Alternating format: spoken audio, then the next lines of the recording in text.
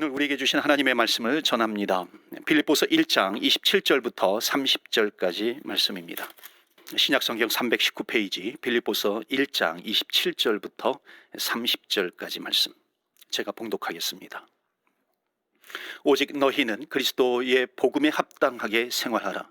이는 내가 너희에게 가보나 떠나 있으나 너희가 한 마음으로 서서 한 뜻으로 복음의 신앙을 위하여 협력하는 것과 무슨 일에든지 대적하는 자들 때문에 두려워하지 아니하는 이 일을 듣고자 함이라.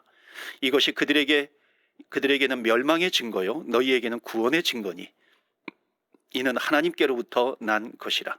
그리스도를 위하여 너희에게 은혜를 주신 것은 다만 그를 믿을 뿐 아니라 또한 그를 위하여 고난도 받게 하려 하심이라. 30절 우리 다 같이 봉독합니다. 너희에게도 그와 같은 싸움이 있으니 너희가 내 안에서 본 바요 이제도 내 안에서 듣는 바니라. 아멘. 하나님의 말씀입니다. 오늘도 하나님의 말씀으로 은혜 받으시고 또 새 힘을 얻으시고 말씀으로 힘을 얻는 것이죠. 그리고 승리하시는 한 주간 되기를 주의 이름으로 축원합니다.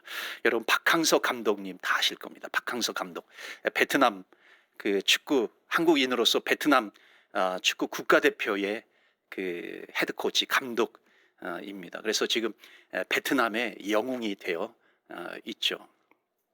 한번 그 신문에 실린 글을 감동적으로 읽은 적이 있습니다. 이 베트남 박항서 이 감독은요 원래 이렇게 잘 주목받지 못했어요. 물론 2002년 우리 한국 월드컵 축구 대표팀이 그 세계 월드컵에서 4강에 올라갈 때에 그때 히딩크 감독이 있었죠. 그 밑에서 그 코치 역할을 했습니다. 그러니까 또 중요하게 또 쓰임 받은 거죠. 그런데 실력에 비해서 그렇게 많이 주목받지 못했습니다. 그런데 이제 베트남에서 초대를 받아가지고 이 베트남 축구 국가대표팀이 되었던 겁니다. 자, 그분이 그 국민일보에 인터뷰한 내용이 감동적입니다. 뭐라고 했냐면요, 나이가 드니 아무데도 불러주는 곳이 없었다. 그때 기회를 준 곳이 베트남이다. 더 열심히 뛰고 선수들을 지도했다. 근데 마지막 결론이요 굉장히 은혜롭습니다. 내가 한 손에는 축구공을 또 한 손에는 십자가를 들고 열심히 최선을 다해서 감당했다. 그것이 나에게 희망이었다. 그렇게 고백을 하는 겁니다. 한 손에는 축구공을 또 한 손에는 십자가를 들었다는 것입니다. 여러분 오늘 설교의 제목이 복음에 합당하게 생활하라라고 하는 주제의 제목의 말씀입니다. 여러분 한 손에는 축구공, 한 손에는 십자가. 세상에서는 한 손에 든 축구공이 더 가치 있다고 여깁니다. 정말 저 사람은 이 축구 감독의 잡을 가지고서 정말 아주 가치 있는 일을 했어 그렇게 평가하는 거죠. 그러나 정말로 하나님께서 보실 때 물론 그것도 가치 있는 일이죠. 그러나 하나님께서 보실 때 더 가치 있는 일이 무엇일까요? 그것은 뭐냐면 내 한 손에는 십자가를 가지고 있다라고 하는 겁니다. 그것이 얼마나 귀합니까? 십자가를 지고 달려가는 사람, 복음에 합당하게 생활하는 삶인 줄 믿습니다. 그래서 오늘 말씀 복음에 합당하게 생활하라. 여러분 이것이 우리 교회 2020년도 표인 것 다 아실 겁니다. 제가 이 설교를 두 번째 합니다. 첫 번째는 2020년 그 첫째 주에 우리 교회 표로 정하고 이것에 대해서 주제 설교를 제가 했습니다. 오늘 두 번째로 이 복음에 합당하게 생활하라 이 말씀을 가지고 여러분들에게 전하겠습니다. 여러분 빌립보 교회에 전하는 글 가운데 나온 겁니다. 빌립보 교회는 어떤 곳이냐면 이 사도 바울에게 기쁨을 주는 교회였습니다. 기쁨을 주는 교회가 있어요. 그리고 또 근심을 주는 교회가 있습니다. 고린도 교회 같은 교회는 사도 바울이 개척하고 세웠음에도 불구하고 바울에게 근심을 주는 그런 교회였습니다. 그런데 이 빌립보 교회는요 언제나 이 바울에게 기쁨을 주는 그런 교회였습니다. 그런데 오늘 말씀해 보면은 사도 바울이 뭐라 그럽니까? 복음에 합당하게 생활해라 그렇게 말씀하고 있습니다. 여러분 복음에 합당하게 생활한다라고 하는 것이 무엇일까요? 여러분 복음에 합당한 삶이라고 하는 것은 분명히 전도하는 삶입니다. 선교하는 그런 삶이죠. 그러니까 교회에서 이것만큼 중요한 것이 어디 있겠습니까? 근데 복음에 합당하게 생활하십시오. 사도 바울은요 여러분이요 복음에 합당하게 생활하십시오 이렇게 얘기한다면요, 한 다음에 그 다음에 바로 이어서 이렇게 살아가는 것이 복음에 합당하게 사는 것입니다. 그것을 계속 이렇게 이야기하고 있습니다. 그래서 오늘 그것을 좀 나누려고 합니다. 자, 첫 번째로 오늘 복음에서 복음에 합당한 삶이라고 하는 것은 무엇일까요? 그 27절에 나옵니다. 우리 27절 말씀 다시 한번 보실까요? 우리 다 같이 읽겠습니다. 시작. 오직 너희는 그리스도의 복음에 합당하게 생활하라. 이는 내가 너희에게 가보나 떠나 있으나 너희가 한 마음으로 서서 신앙을 위하여 협력하는 것과. 아멘. 거기 보시면 복음을 위해 한 마음과 한 뜻으로 하는 것이다, 그렇게 얘기하고 있습니다. 그러니까 복음에 합당한 사람은 복음의 사역을 감당할 때 열정적으로 할 수 있어요. 열심히 할 수 있어요. 그런데 열심히 하는 것만이 아니라 한 마음 한 뜻으로 해야 된다라고 하는 겁니다. 복음의 사역은 전도 선교입니다. 주의 일입니다. 그 주의 일을 감당할 때에 어떤 마음으로 해야 되는가? 한 마음 한 뜻으로 해야 된다고 하는 것입니다. 자, 그러면은 한 마음 한 뜻으로 해야 되는데 한 마음 한 뜻이 안 될 수가 있다라고 하는 겁니다. 그러니까 한 마음 한 뜻으로 협력을 해야 되는데 안 되는 이유가 뭘까요? 그러니까 이것 때문에 갈등이 일어나는 것입니다. 그런데 문제는 뭐냐면 갈등이 일어나면 갈등을 일으키는 양쪽이 있습니다. 다 양쪽 다 자기 의견이 하나님의 뜻이라고 얘기하는 겁니다. 여기에 많은 문제들이 여기에 걸쳐 있는 거죠. A라고 하는 사람이 있어요. 근데 이거는 하나님의 뜻이라고 주장하는 겁니다. 또 한쪽도 또 B라고 하는 사람이 있어요. 기도하고 하나님께서 나에게 이게 주신 마음이라고 얘기해요. 하나님의 뜻이라고 이야기하는 겁니다. 이게 충돌하는 거죠. 나쁜 의도가 아니에요.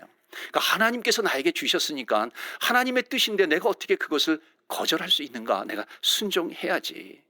또 한 사람도요, 이건 내가 주님으로부터 받았는데 어떻게 주님으로부터 받은 것을 내가 거역할 수 있겠는가 하는 겁니다. 그러니까 지금 주님의 뜻과 주님의 뜻이 만나게 된 거예요. 그러니까 아무도 양보를 못하는 것이죠. 나는 이것을 위해서, 나는 이것을 통해서 하나님께 영광을 올려야 돼. 또 B라고 하는 사람도 나도 이것을 통해서 하나님께 영광을 올려야 해. 다 좋은 뜻이죠. 근데 갈등이 있어요? 이게 봉합되지 않는 겁니다. 그러니까 우스갯소리가 되어버렸지만요, 어떤 교회에서 그런 일이 있었다 그러잖아요. 커튼 색깔 정하는 것 때문에 갈등이 일어나요. 색깔 갈등입니다. 피아노 자리 놓는 것 때문에 갈등이 일어나요. 자리 갈등입니다. 이건 약한 거죠. 지역 선교를 먼저 해야 된다, 또 땅끝 선교를 먼저 해야 된다. 선교의 갈등이 있습니다. 다음 세대 선교를 먼저 해야 된다, 노인 세대 선교를 먼저 해야 한다. 이 세대 선교의 갈등입니다. 고아를 먼저 구제해야 된다, 과부를 먼저 구제해야 한다. 이게 구제 갈등입니다. 문제는 다 주님을 사랑하는 마음으로 하는 겁니다. 다 기도하고요, 또 주님께서 주신 마음을 가지고 하는 겁니다. 그런데 갈등이 일어나요. 여러분, 세상에 많은 유형의 문제들이 바로 또 여기에 속해 있습니다. 그러니까 지금 빌립보 교회에 그런 문제가 생긴 거예요. 여러분, 빌립보 교회는 굉장히 훌륭한 교회에 속합니다. 그러니까는 하나님의 뜻대로 안 살고 싶은 사람들이 이 교회 안에 별로 없는 겁니다. 다 하나님의 뜻대로 살고 싶은 거예요. 근데 문제는 뭐냐면은 그 하나님의 뜻대로 사는 방식, 방법, 거기에 차이가 있는 겁니다. 바로 이런 문제가 있었어요. 사도 바울이 열심히 전도해요, 선교해요. 그러다가 감옥에 갇힙니다.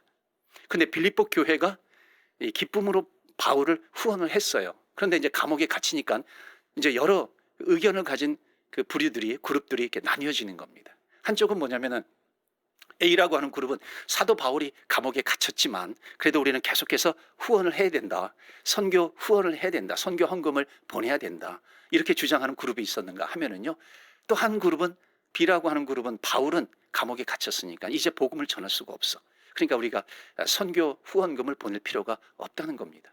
또 C라고 하는 그룹은 우리가 선교 후원을 하지 않지만 우리 열심히 기도로 돕자, 이런 그룹이 있었던 겁니다. 그러니까 참 아이러니한 겁니다. 복음 사역을 잘 하기 위해서 하는 것인데 그 방법이 복음 사역을 가로막고 있는 겁니다.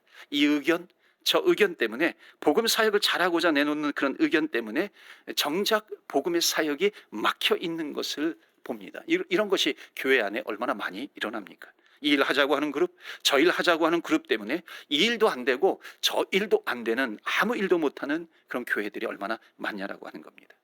그러니까 복음을 전하려고 하다가 복음을 전하는 것 때문에 오히려 복음이 막혀버리는 그런 슬픈 이야기입니다. 그러니까 지금 이것을 전해 들은 사도 바울이 지금 강하게 얘기하는 겁니다. 너희들이 복음에 합당한 삶을 살아가라. 그러면서 한 마음 한 뜻으로 서서 복음에 합당하게 신앙생활을 해야 된다. 협력해야 한다라고 하는 것입니다. 그렇기 때문에 복음이 살아있는 교회는 한 마음이 되는 것이고요, 복음이 정말 살아있는 교회는 한 뜻으로 서게 된다는 것입니다. 자, 그렇다면요, 도대체 이런 문제 앞에 이 사람의 의견이 있어요, 저 사람의 의견이 있어요, 때로는 이것이 막 난무해요. 교회 안에서 어떻게 이것을 하나로 모을 수 있는가요? 한 마음으로 모을 수 있는가요? 그것을 알아야 모을 수 있는 것 아니겠습니까? 여러분, 우리가 누구로부터 배워야 되겠어요? 하나님으로부터 배워야죠. 성경으로부터 배워야죠. 여러분, 우리가 고백하는 하나님은 어떤 하나님이신가요? 여러 가지 표현이 있어요. 전능하신 하나님, 전지하신 하나님. 그런데 정말 신학적으로 중요한 것은요, 삼위일체 하나님이십니다. 삼위일체 하나님이 뭐예요? 성부 하나님, 성자 하나님, 성자 예수 그리스도, 그리고 성령 하나님. 이 성부, 성자, 성령은 일체 하나다라고 하는 겁니다. 그러니까 교회는 그리스도의 몸이에요. 그럼 교회는 누구를 닮아야 될까요? 그리스도를 닮아야죠. 하나님을 닮아야 하는 겁니다. 자, 우리가 삼위일체 하나님, 신학적으로 우리가 다 구체적으로 알지 못해도요, 여기에 담겨져 있는 비밀이 있어요. 그걸 알아요. 우리는 그것은 뭐냐면 성부, 성자, 성령은 하나가 된다라고 하는 겁니다. 그래서 하나님의 모습을 보면은 성부, 성자, 성령이 하나가 되는 그 비결이 나옵니다. 여러분, 그 비결이 뭔지 아세요? 나보다 남을 낮게 여기는 겁니다. 이런 낮은 이 지읒받침에 낮게 여기는 것이 아니라 나보다 남을 낮게 여긴다, 더 높게 여긴다라고 하는 겁니다. 여러분 보세요. 성부 하나님은요, 성자 예수님을 높여주세요. 성자 예수님이 이 땅에 오셨어요. 이 땅에 오셨는데 이 하나님께서 이 성자 예수님에게 뭐라 그래요? 이 땅의 백성들에게 이 하늘 아래에 있는 모든 것, 이 땅에 있는 모든 것, 하늘 아래에 있는 것, 이 땅에 있는 것, 그것을 예수님의 무릎 아래, 예수님 앞에 무릎 꿇게 했다라고 하는 겁니다. 그러면서 성자 예수님을 높여주는 겁니다. 여러분, 성자 예수님은 어떻게 해요? 성자 예수님은 성부 하나님을 높여줍니다. 사람들이 나에게 영광을 돌리려고 그래요. 나에게 영광을 돌리지 마. 하나님 아버지께 영광을 돌려. 그렇게 성부 하나님을 높여주는 겁니다. 또 부활 승천할 때에 보혜사 성령을 너희에게 주노라. 보혜사 성령을 주세요. 그러면서 성령은, 내가 승천하면서 너희에게 주는 성령은 나보다 더 위대한 일을 하게 될 것이다. 그러면서 성령을 높입니다. 성령은요, 뭐라 그래요? 내 안에 성령이 있어요. 그럼에도 불구하고 뭐라고 고백하게 합니까? 예수님은 나의 구세주입니다. 예수님은 나의 주님이십니다. 예수님 감사합니다. 주님께 영광 돌립니다. 그러면서 이 성자 하나님 예수 그리스도를 높여주고 있는 겁니다. 이렇게 함으로써 성부 하나님은 성자 성령을 높여주죠. 성자는 성부 성령을 높여주죠. 성령은 성부와 성자 예수님을 높여주는 겁니다. 그래서 끝까지 하나가 될 수 있다는 것입니다. 따라서 교회도 하나 된다라고 하는 것, 바로 이 비밀을 받아야 되는 것입니다. 교회가 하나 될 때 나의 뜻이, 그리고 너의 뜻과 나의 뜻이 만났어요. 이것이 봉합이 잘 안 돼요. 봉합하게 할 수 있는 방법은 뭡니까? 나보다 너가 더 낫다는 거예요. 나보다 너가 더 높다라고 하는 겁니다. 나보다 저를 더 높게 여기는 마음, 내게 오는 영광을 저분에게 돌려줄 때에 교회는 한 마음 한 뜻이 될 수 있다는 겁니다. 때로는 교회에서 칭찬해요. 아무개 집사님, 아무개 권사님 정말 잘하셨습니다. 칭찬을 해요. 그럼 그분은 그것을 받아가지고 아니에요. 내가 한 것은 정말 조금밖에 안 돼요. 일부분밖에 안 돼요. 나는 그냥 얼굴만 비쳤을 뿐이죠. 정말 저분이, 저 집사님, 저 권사님이 정말 모든 거 다 했어요. 저분이 정말 크게 헌신했어요. 그러면서 숨은 봉사자를 드러내는 것입니다. 여러분, 서로가 서로를 높여줄 때 교회는 한 마음 한 뜻이 되는 줄 믿습니다. 여러분, 다른 의견을 가지고 왔어요. 기도하고 다른 의견을 가져왔을 때 설령 그게 나와 다를 수 있어요. 나보다 더 안 좋은 아이디어라고 생각할 수 있어요. 그러나 하나됨이 너무나도 중요하기 때문에 그럴 수 있겠네요. 나는 왜 그 생각을 못했을까요? 그 생각이 좋겠네요. 생각하면 생각해 볼수록 더욱 좋으네요. 그러니까 이 한마디가요, 나보다 남을 더 낮게 여겨줄 수 있다라고 하는 것이고, 그것으로 인해서 한 마음 한 뜻이 될 수 있다라고 하는 것입니다. 그러니까 지금 교회는 성부 하나님, 성자 하나님, 성령 하나님, 이것이 삼위일체예요. 하나가 되는 거예요. 이 교회의 너무나도 중요한 근거입니다. 그래서 교회는 이 하나님을 닮아야 되는 것이죠. 주님의 모습을 닮아야 되는 것이고 성령을 닮아야 하는 것입니다. 그렇다면 절대로요, 사단이 그 교회에 비집고 들어오지 못한다는 겁니다. 사단이 그 마음을 비집고 들어올 수 없다라고 하는 거예요. 사단이 들어오면은요, 뭔가 재미가 있어야 되는 것이죠. 야, 저 교회 갔더니 정말 우리가 이렇게 마음 먹고 가니까는 우리의 뜻대로 되더라. 분열이 되고 갈라지고 자기의 의견이 더 낫다고 생각한다. 그러면 거기는 사탄의 놀이터가 되는 거죠. 그런데 저 교회는 어슬렁거리지 마. 절대로 되지 않아. 주님의 교회는, 주님의 제자 교회는 절대로 어슬렁거리면 안 돼. 왜냐하면 거기 가면 하나도 재미가 없어. 거기는 절대로 우리가 놀 수 있는 놀이터가 아니야. 그들을 비집고 들어가려고 했더니 나보다 남을 더 낮게 여겨주더라. 한 마음 한 뜻이 되는 것을 절대로 가를 수가 없다라고 하는 겁니다. 그래서요, 교회는요, 사단의 세계에서 볼 때는요, 악명 높은 곳이 되어야 됩니다. 좋은 의미에서요, 사단의 세계에서 악명 높은 곳.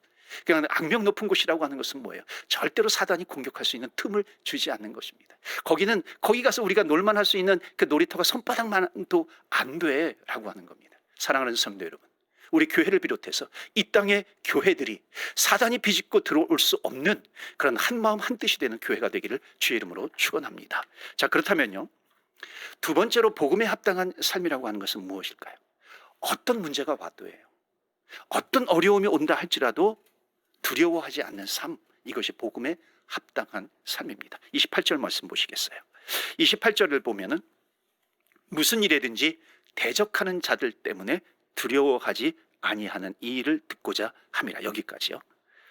자, 거기 대적하는 자들 때문에 두려워하지 말라 그랬어요. 대적하는 자들이 누구냐면 그 역사적인 배경을 보면 그 빌립보 안에 거주하는 유대인들이 있어요. 이교도들이 있어요. 그것을 지칭하는 겁니다. 근데 영적으로 보면은 그 뒤에서 그들을 움직이고 있는 사단 마귀예요. 그렇게 보는 겁니다. 예수님께서 제자 베드로가 이 십자가의 사역을 잠깐만 회방을 하니까 뭐라 그래요? 사단아, 내 뒤로 물러가라 그럽니다. 사랑하는 성도 여러분, 복음이라고 하는 것이 얼마나 힘이 있는데, 복음의 삶이라고 하는 것이 얼마나 힘이 있는데 사단을 두려워합니까? 복음을 가지고 있으면은 복음에 합당한 삶을 살아가야 되는 것이죠. 복음에 합당한 삶, 예수님께서 나의 주인이 되어주시고 예수님이 나의 능력이 되어주시는데, 그렇기 때문에 복음이 있으면 당당한 삶을 살아가야 되는 것인데, 복음을 가지고 있으면 담대해야 되는데 어떻게 복음을 가지고 있는데도 불구하고 두려워하느냐라고 하는 겁니다. 그래서 바울이 뭐라 그래요? 무슨 일이든지 대적하는 자들 때문에 두려워하지 아니하는 이 일을 듣고 싶다. 그러니까 사단 마귀가 공격을 해도 두려워하지 말라라고 하는 거예요. 그래서 여기 영어로 보면요, without being frightened 그래요. without being frightened. 깜짝 놀랄 때, 그런 일을 만났을 때 놀라지 말라라고 하는 겁니다. 그런 표현을 사용하는 거죠. 다른 번역을 보면요, never be scared. 절대로 결코 놀라지 말라, 두려워하지 말라라고 하는 그런 뜻입니다. 여러분이 이 사탄에 대해서는요, 이게 C.S. 루이스가 그런 얘기를 했어요. 사탄에 대해서 우리가 두 가지 자세를 가져야 되는데, 하나는 사탄의 존재를, 이게 자유주의 진영에서 많이 얘기합니다. 사탄의 존재를 부정하지 말아라. 사탄의 존재가 없다. 그냥 사탄이라고 하는 것은 어떤 상황이라든지 문제라든지 이렇게 얘기하는 겁니다. 그러니까 존재를 부정하지 말라고 이야기를 해요. 근데 더욱 중요한 것은 뭐냐면, 사단의 존재를 부정하지 않을 뿐만 아니라 사단의 존재를 절대로 두려워하지 말라는 겁니다. 두려워할 필요가 없다는 것이에요. 지피지기면 백전백승이라고 하잖아요. 사단의 공격을 알면 백전백승이라는 것입니다. 근데 이 사단의 역사를 보면요, 마귀의 역사를 보면 이 두 사람에게, 두 그룹에게 다른 방식으로 접근을 합니다. 그러니까 에베소서 같은 곳에는요, 예수 믿지 않는 사람들은 어두움의 영에 붙잡혀 있다, 이렇게 이야기를 합니다. 그러니까 예수 믿지 못하게 하는 어두움의 영이 있다는 거예요. 그래서 우리가 기도할 때 어떻게 합니까? 그를 붙들고 있는 어둠의 영은 묶일지어다, 그렇게 기도를 합니다. 그러니까 그를 붙들고 있는 어둠의 영이 있다라고 하는 겁니다. 그러니까 그들을 예수 믿지 못하게 붙들고 있는 것이죠. 그러니까 두 번째는 뭐냐면요, 예수 믿는 사람은 어떻게 됐습니까? 지옥에서 생명으로 옮겨진 줄 믿습니다. 영생으로 옮겨졌음을 우리가 믿습니다. 그렇기 때문에 우리는 일단 사단 마귀에서 해방되었음을 믿습니다. 그렇기 때문에 사단 마귀는요, 절대로 예수 믿는 사람들을 건드리지 못한다 하는 겁니다. 여러분, 사단 마귀는요, 교회를 건드릴 수가 없는 거예요. 하나님의 자녀를 직접 건드리지 못해요. 여러분, 이런 부분, 이 부분은요, 다음에 구체적으로 좀 더 설명을 드리도록 하겠습니다. 자, 그러니까요, 직접 건드리지 못하니까 어떻게 하냐면요, 위스퍼링 하는 게 속삭이는 거예요. 속삭여 와서, 야, 선악과 따먹어, 선악과 따먹어. 직접 선악과를 따서 그 입에다가 넣어주지는 못해요. 그럼 권세가 없어요. 근데 차선책으로 어떻게 하냐면 이게 속삭여서 스스로 하게 만드는 겁니다. 이게 사단의 전략이에요. 속삭여서 두려움을 집어넣어 주는 거예요. 그러니까 두렵기 때문에 내가 선악과를 따먹어 버리는 겁니다. 야, 너희 자녀 큰일 난다, 큰일 난다, 큰일. 너 지금 이런 일 만났기 때문에 너 정말 얼마나 이게, 야, 너 그렇게 하면 되겠어. 너희 교회 큰일 난다, 큰일 난다, 큰일 난다. 직접 건드리지 못하니까요, 성도의 마음속에 계속해서 속삭이는 겁니다. 그때 우리에게는 뭐가 있어요? 복음이 있어요. 복음에 붙들려 있어요. 우리에게는 예수 이름의 권세가 있다는 겁니다. 그때 우리는 어떻게 해야 돼요? 사단아 물러가라, 사단아 내 뒤로 물러가라. 그러면 사단은요, 그 예수 이름의 권세에 눌려있기 때문에 그 이름을 들으면요, 벌벌 이렇게 무서워서 떠나갈 준비를 하고 있는 겁니다. 그러니까 그 말 한마디면 떠나가는데 두려움을 딱 주니까는 아이고 두려워, 아이고 두려워 하면서 그 두려움을 집어 삼키는 겁니다. 그럼 어떻게 해요? 내가 두려움을 선택해 버리는 거예요. 근데 재미있는 건요, 사단은 지혜로운 것 같으면서도요, 굉장히 어리석은 게 수천 년이 지났어도 사단이 공격하는 방법은 똑같다는 거예요. 단 한 가지예요. 만약 공격하는 전략이 전술이 변화무쌍하면은요, 거기에 맞춰가지고 우리가 대응해야 되는데 사단은 미련하게도요, 수천 년 동안 공격하는 방법이 딱 한 가지예요. 그게 뭔지 아세요? 이미 말씀을 드렸어요. 두려움을 집어넣어 주는 거예요. 우리를 무너지게 하는 방법, 두려움을 주는 겁니다. 어떤 사건을 통해서, 이러한 상황을 통해서 계속해서 사단은 우리에게 두려움을 주어요. 사단 마귀가요, 아담에게 이렇게 하와에게 선악과 따먹으라고 한 것도 뭡니까? 너 이거 빨리 따먹어. 이거 따먹어. 이거 왜 따먹어야 되는데? 야, 지금은 하나님이 너 사랑한다고 하지만 언제 하나님이 너 버릴 수 있어? 너가 언제까지나 하나님 마음에 마음에 들도록 살 수 있어? 너가 하나님 눈밖에 나면은 너 아무것도 아니야. 그러면 너 하나님 없이 살아야 되는데 하나님 없이 살 수 있는 능력이 너에게 있어. 그 능력이 뭔지 알아? 바로 저 선악과를 따먹는 거야. 너의 눈이 밝아지도록 선악과 따먹어야 돼. 따먹어야 돼. 가만히 들어보니까요, 그렇거든요. 두려울 것 같아요, 하나님이 나를 버리면. 그래서 어떻게 해요? 그 두려움을 삼켜버리고 내 스스로 내가 선택을 해서 선악과를 따먹어 버리는 겁니다. 그래서 키에르 케고르가 그렇게 했어요. 그런 얘기를 했어요.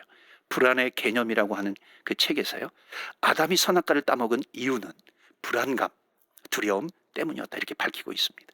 항상 두려움을 조장하는 겁니다. 그래서 성경은 지금 뭐라고 말씀하고 있는 겁니까? 빌립보 성도들이요, 무슨 일이든지 대적하는 자들 때문에 두려워하지 마십시오, 이렇게 얘기하고 있습니다. 이 빌립보 성도들이요, 복음에 합당한 사람은, 복음을 붙들고 있는 사람은 아무리 사단이 공격을 해도 두려워하지 않습니다. 복음을 붙들고 있는 사람은 두려워한다는 것, 이것은 어울리지 않아요. 여러분, 복음을 붙들고 있는 사람과 하나님의 자녀와 두려움이라고 하는 것, 이게 어울립니까? 절대로 어울리지 않는 것이죠. 나는 하나님을 붙들고 있어요. 하나님의 자녀의 권세를 얻었어요. 그런데 내가 왜 두려워하고 있습니까? 하나님은 이 세상을 창조하신 하나님이세요. 그 하나님께서 나에게 말씀하셨잖아요. 나에게 복음을 들려주시고 내가 너와 함께 할 것이다, 두려워하지 말라, 놀라지 말라 말씀하셨음에도 불구하고 내가 복음을 붙들고 있고 말씀을 붙들고 있는데 내가 어떻게 두려워할 수 있느냐라고 하는 겁니다. 이것은 어울리지 않는다라고 하는 겁니다. 복음을 붙들고 있으면서도 내가 막 흔들려요. 약해요. 얼마나 복음이 약하면 흔들리겠어요. 그래서 사도 바울이 빌립보 교회를 향해서 이야기하는 거예요. 복음에 합당한 생활을 해라라고 말씀하죠. 여러분, 우리가 가지고 있는 복음은요, 사단의 어떤 권세도 멸할 수 있는 능력이 있다라고 하는 것을 믿으시길 바랍니다. 그래서 세상 사람들도 그래요. 루즈베트도 그런 얘기를 했어요. 우리가 두려워해야 될 것은 두려움 그것뿐이다. 이건 다른 말로 하면 두려워할 필요가 없다는 겁니다. 우리가 패스트 얘기를 요즘 많이 하잖아요. 흑사병, 유럽에서 있었던 흑사병. 유럽의 3분의 1이 흑사병으로 죽어갈 때에 이런 통계가 있잖아요. 패스트에 걸려서 죽는 사람보다 걸릴까봐 두려워서 죽는 사람이 더 많다. 참 어이없는 그런 통계이기도 합니다. 오늘 풍랑이 일어나도 그 풍랑 위에 걸어오시는 예수님의 음성을 들어야 된다는 것입니다. 풍랑이 있어요. 그 풍랑이 나를 두렵게 하는 겁니다. 그 풍랑을 바라보면은 내가 두려워서 거기에 빠질 것 같아요. 그런데 그 풍랑을 밟으면서 풍랑 위로 오시는 예수 그리스도가 있어요. 그 주님을 바라보면 주님께서 뭐라고 말씀하세요? 나니 두려워하지 말아라. 내니 두려워하지 말라. 이 말씀은 뭐예요? 풍랑을 바라보면서 두려워하고 있는 그 주의 백성들에게 나니 두려워하지 말라. 내가 누구냐? 나는 너의 구세주야. 나는 너의 하나님이야. 내가 너를 구원하기 위해서 독생자 예수 그리스도를 보냈고, 독생자 예수 그리스도가 너의 죄를 지고 너를 모든 죄를 지고 십자가에 죽으셔서 믿는 자에게 하나님의 백성이 되게 하였고 하나님의 자녀가 되는 그런 권세를 너에게 주었는데, 그 주님께서 지금도 천국에서 너를 위한 그 영원한 생명, 영원히 살 수 있는 그 처소를 준비하고 있는데 너는 왜 두려워하고 있니? 그렇게 주님께서 말씀하시는 겁니다. 죽음을 이기시고 부활하신 그 주님께서 우리에게 약속해 주셨는데, 보라, 내가 세상 끝날까지 끝까지 내가 너와 함께 할 것이야. 주님께서 이런 약속을 주셨는데, 이 약속을 받았으면 우리는 약속을 붙들고 예수님의 이름을 붙들고 두려워하지 말아야지.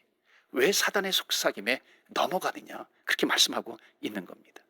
사랑하는 성도 여러분, 여러분의 삶의 현장에 풍랑이 일어나고 있다 할지라도 음부의 권세가 이기지 못하는 권세를 저와 여러분이 갖고 있다는 것을 믿으시기를 바랍니다. 어떤 큰 풍랑이 다가와도 예수님은요, 그 풍랑 위를 걷는 분이에요. 그 풍랑도요, 예수님의 발 아래서 잠잠케 된다는 것을 믿으시길 바랍니다. 그래서 주님은요, 난이 두려워하지 말라, 믿음을 가지라는 얘기예요. 믿음이 없이는 하나님을 기쁘시게 하지 못한다. 어떤 두려울 상황 속에서도 이런 믿음을 가지고 승리하시기를 주의 이름으로 축원합니다. 끝까지 믿음을 가지고 걸어가라 하는 것을 말씀하세요. 새벽 기도회 때 말씀을 준비하면서 받은 은혜의 말씀을 잠깐 나누고자 합니다. 여호수아서 14장 말씀 보시면요, 여호수아와 갈렙이 나와요. 거기 갈렙이 45년 전에 있었던 그 이스라엘의 역사를 회고하는 겁니다. 45년 전에 어떤 일이 있었냐면, 가데스 바네아라고 하는 곳에서 출애굽한 지 얼마 안 돼요. 그 가나안 땅에 12명의 정탐꾼을 보내잖아요. 그때 10명의 정탐꾼은 사실 그대로 보고합니다. 거기에 자기의 의견, 자기의 감정, 자기의 생각을 가미합니다. 저기 가나안 땅은 너무나도 좋은 곳이에요. 이것은 팩트예요.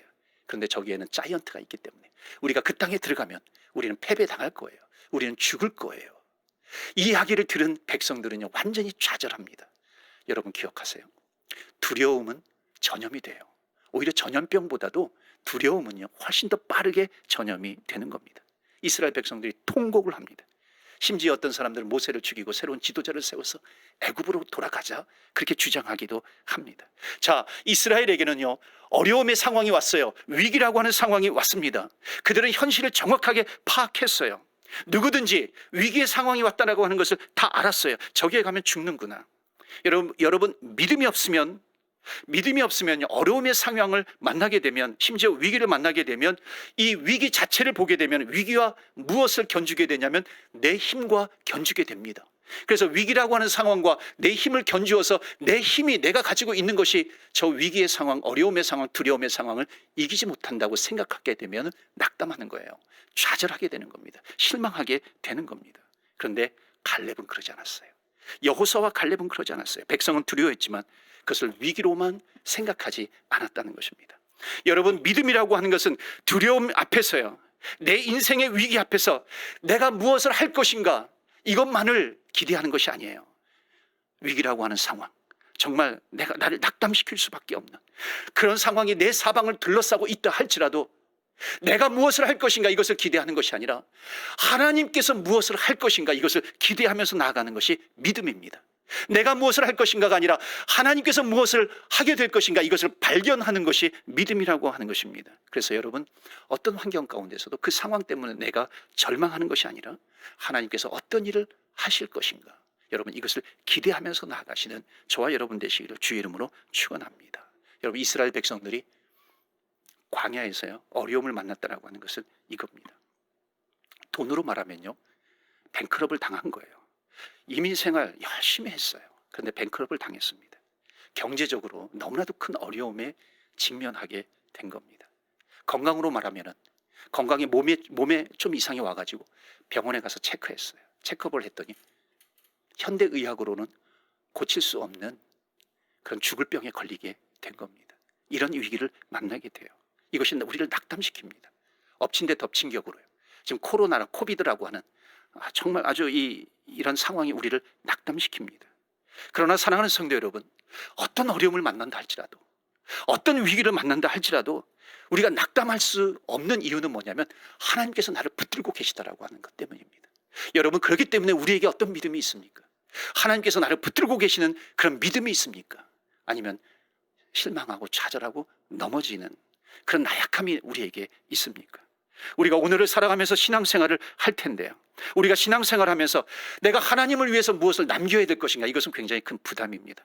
그러나 하나님께서 나를 통해서 무슨 일을 하게 될 것인가, 이 믿음이 있으면요 우리에게는 자유함이 있습니다. 우리에게는 평안함이 있는 것이고 이것이 믿음의 길입니다. 코비드라고 하는 상황 때문에 상당히 어려워요.